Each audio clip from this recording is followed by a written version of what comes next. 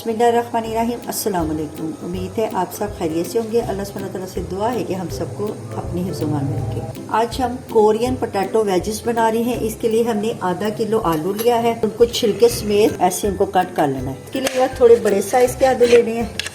देखिए इसको वेजिस में काट लेना, इसके 4-4 पीस कर लेने। इसके लिए हमने ये बड़े साइज के आलू लेने हैं और इनको यूं ऐसे वेजिस काट लिए छिलकों समेत। अब हमने पानी उबलने के लिए रख दिया है। 1 स्पून नमक का डालना है और आलूओं को हमने आधा गला लेना है, हाफ डन कर लेना है।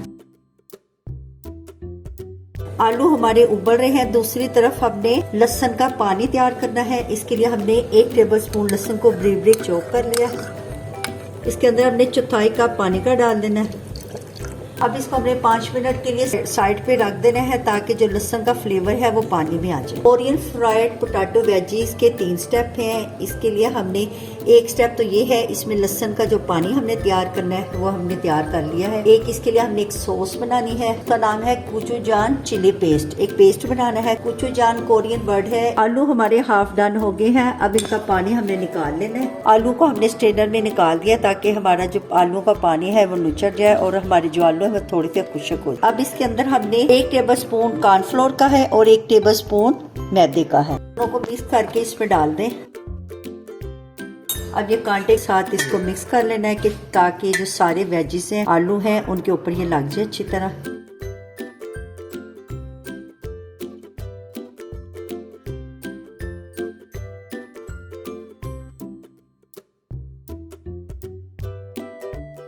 आलूओं के ऊपर हमने ये जो लहसुन का पानी है ये भी डाल देना है। इसको स्ट्रेनर से छान लें।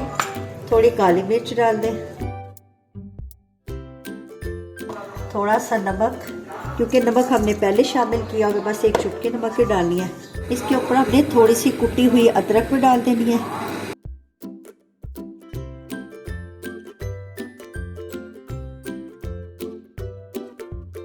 माशाल्लाह हमारे जो पोटैटो वेजिस हैं वो अच्छे से फ्राई हो गए हैं। उन पर बड़ा प्यारा सा गोल्डन कलर आ गया।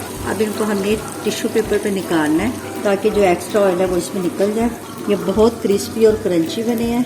ये कोरियन पोटैटो वेजिस हमने फ्राई कर लिए हैं। आइए अब हम इसकी सॉस तैयार करते हैं। चिली पेस्ट बनाने के लिए हमने 1 कप पानी का डाला है। बिस्मिल्लाहिर्रहमानिर्रहीम। 6 जवे लहसुन के डालने हैं। 2 टेबल स्पून हमने सेब का सिरका डालना है। अगर सेब का सिरका नहीं है तो 2 टेबल स्पून सादा सिरका डाल दें। 2 टेबल स्पून चीनी के डालने हैं। बिस्मिल्लाहिर्रहमानिर्रहीम। 1/4 टीस्पून नमक का डाल दें। चीनी हमारी मेल्ट हो गई है और पानी में बॉयल आ गया है। अब ये 3 टेबल स्पून हमने 3 टेबल स्पून चावल का आटा लिया है। इसको थोड़े से पानी में हमने घोल लेना है। इसका गाढ़ा सा बैटर तैयार कर लें। चावल का आटा आसानी से मिल जाता है। अगर आपके पास चावल का आटा नहीं है, थोड़े से चावलों को ग्राइंड करके उनको छान के उनका चावल का आटा हम बना लें। ये देखिए इसको हमने अच्छी तरह मिक्स कर लिया है। अब ये पेस्ट हमने इसके अंदर डाल देना है। बिस्मिल्लाह। अब इसके अंदर हमने कश्मीरी लाल मिर्च डाल देनी है। कश्मीरी लाल मिर्च से ये होता है कि इसके अंदर एक प्यारा सा कलर आ जाता है। अगर आपके पास कश्मीरी लाल मिर्च नहीं है तो आप 1 टीस्पून सुरख मिर्च में थोड़ा सा रेड कलर डाल के ऐसे इसका सॉस रेडी कर लें। पेस्ट हमारा रेडी है। अब ये जो साबुत लहसुन के जवे हैं इसको हमने निकाल देना है। इस पेस्ट के अंदर लहसुन का फ्लेवर आ गया है।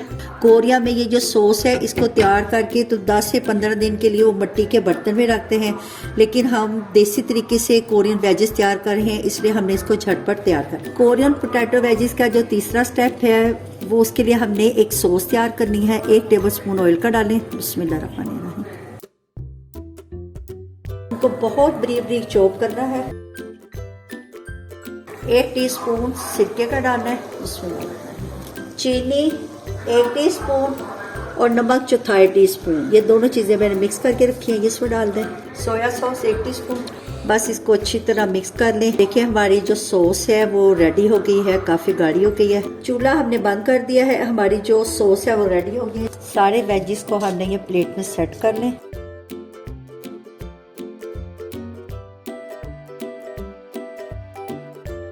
माशाल्लाह अल्हम्दुलिल्लाह हमारे कोरियन पोटैटो वेजिस रेडी हो गए हैं। ये थोड़े से तिल इस पे गार्निशिंग के लिए डाल दें।